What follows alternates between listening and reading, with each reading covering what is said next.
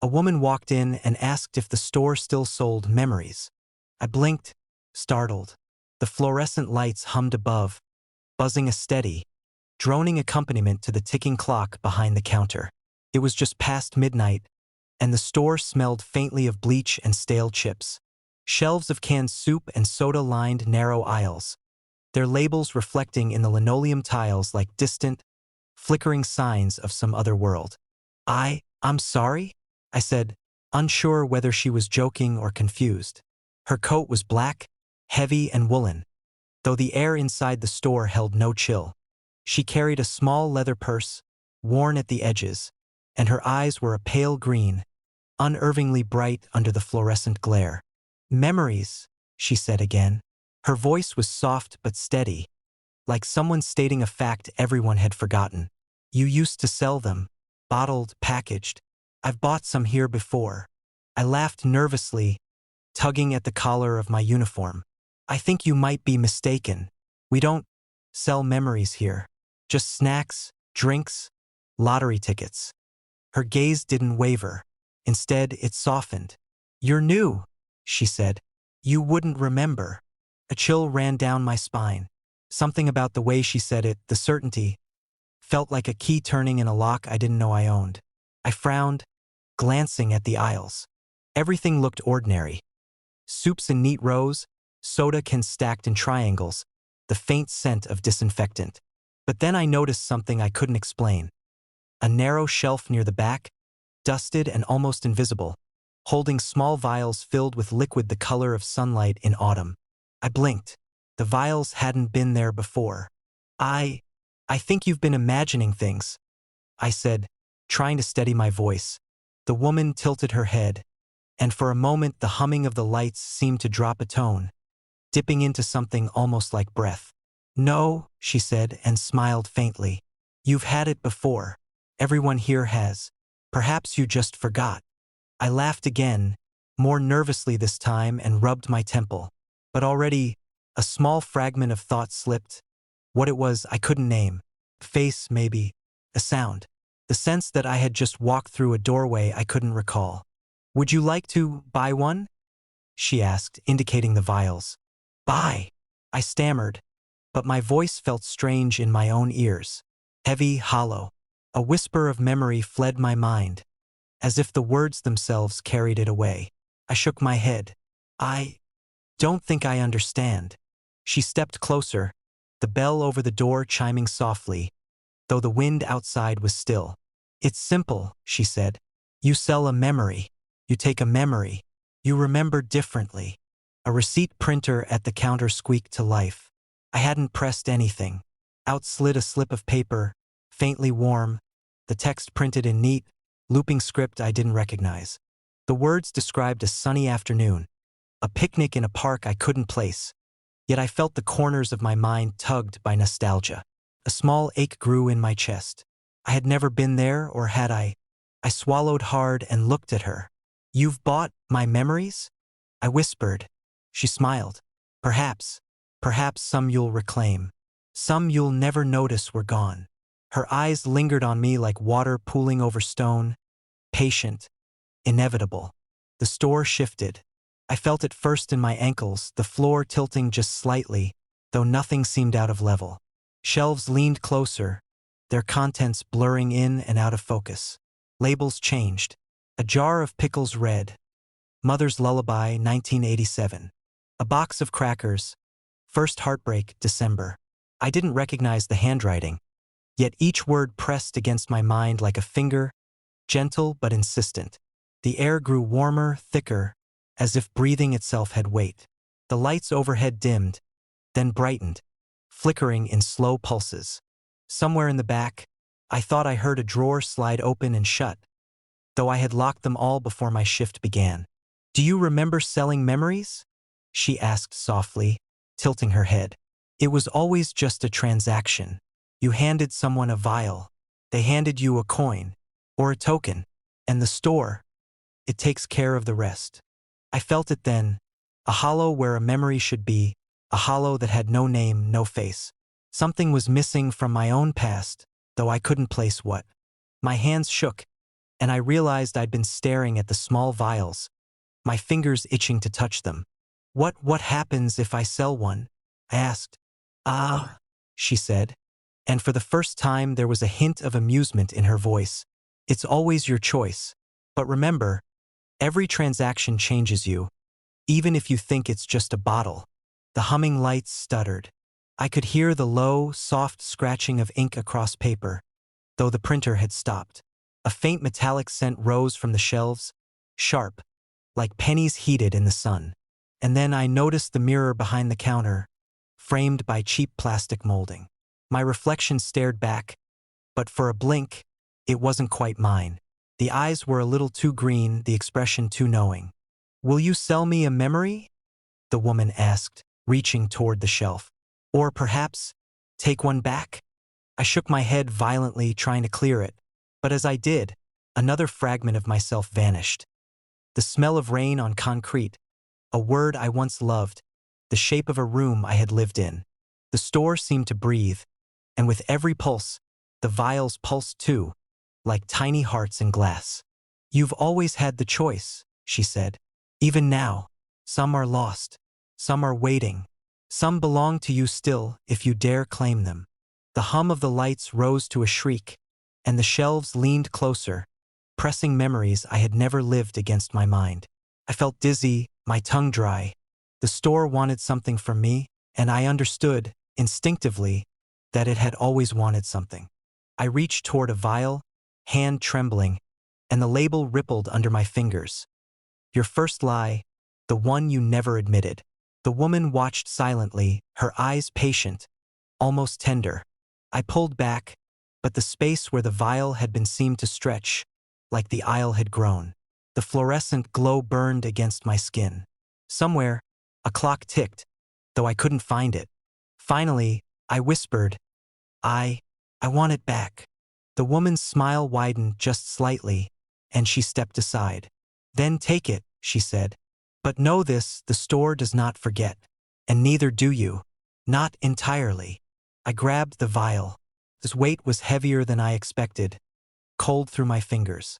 The moment I touched it, a memory surged into me. A laugh, warm and pure, from someone I could not yet name. I cried out, and the store seemed to exhale, the shelves relaxing, the lights steadying. When I opened my eyes, the woman was gone. The aisles were orderly, the labels familiar once more. Yet I knew the truth. The store had changed, and I had changed with it. A receipt lay on the counter, printing slowly, letters curling into sentences I would never forget. "Welcome back." I shivered. The humming above was softer now, almost like breathing, and the narrow aisles waited patiently, hungry for the next visitor. I had reclaimed a memory, but at what cost? And somewhere deep in the fluorescent glow, I knew the store still remembered me.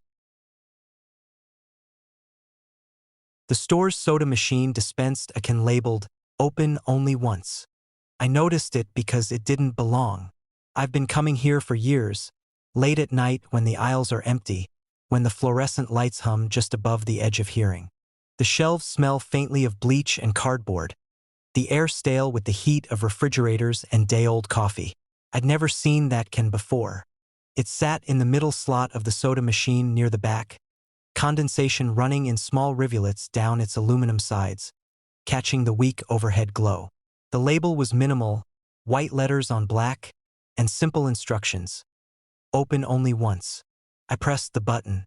The machine whirred, a slow, almost reluctant hum, and the can fell into the retrieval tray with a muted clink.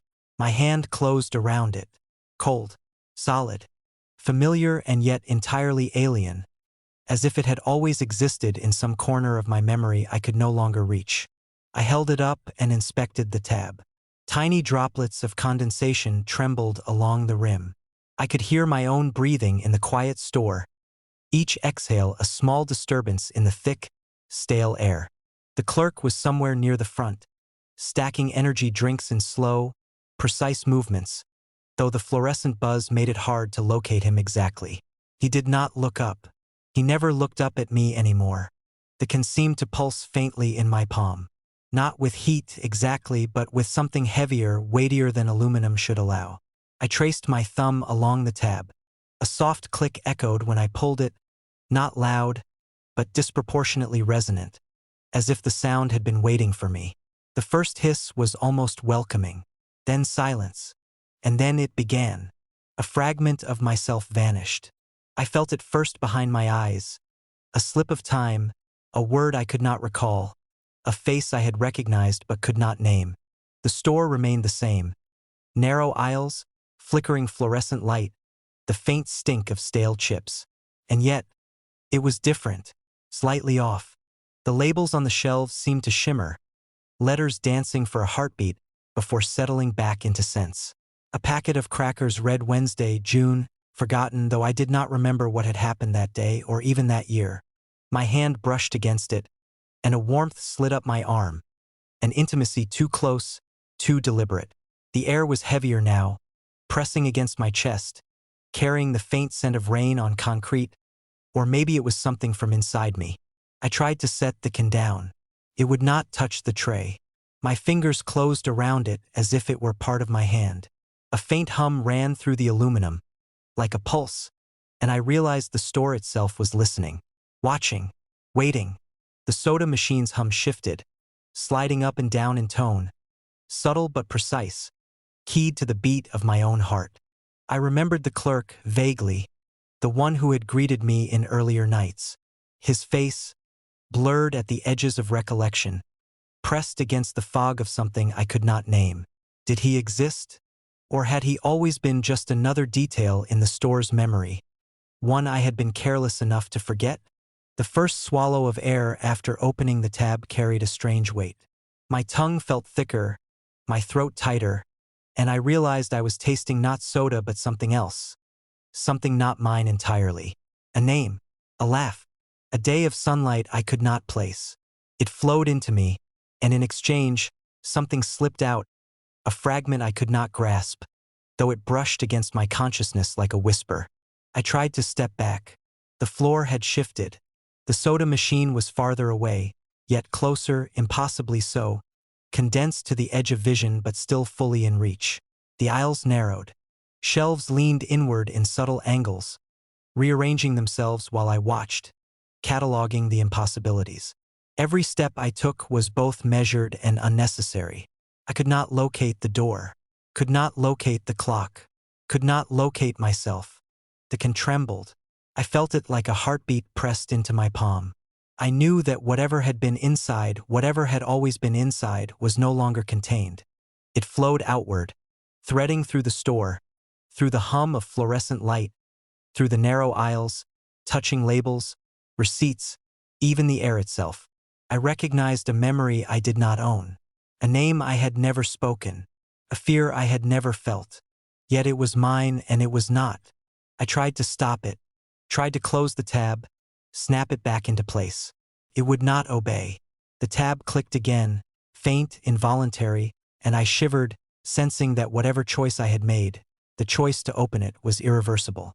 The store remembered it all, and in remembering, it pressed into me, into my mind, into the small, private spaces I had thought were mine alone.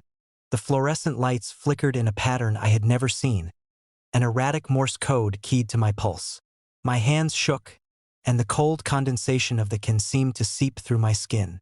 I remembered a childhood bedroom I had never had, a song I had never heard, a voice that whispered my name and smiled. Each fragment pressed into me like a presence crouched in the narrow aisles, patient, waiting. The clerk watched from the front, still stacking energy drinks, still silent, still observing in that way that made me feel invisible and yet painfully exposed. I wanted to ask him something, anything, but words caught in my throat, stuck in the damp air between us. The can pulsed again, and I understood without understanding, knew without knowing. What had been released could not be contained. I felt the store shift around me, a subtle, imperceptible compression. The aisles leaned inward, shelves thickened, labels twisted to convey memories I had never lived. I thought of stepping outside, of leaving the can, but the exit had become an angle in the corner of my eye, always just beyond reach. I tasted it again, the metallic tang on my tongue, heavier than aluminum, heavier than time. A single thought crystallized. Some things are meant to be opened only once, and once they are, they take everything they touch. I set the can down on the retrieval tray.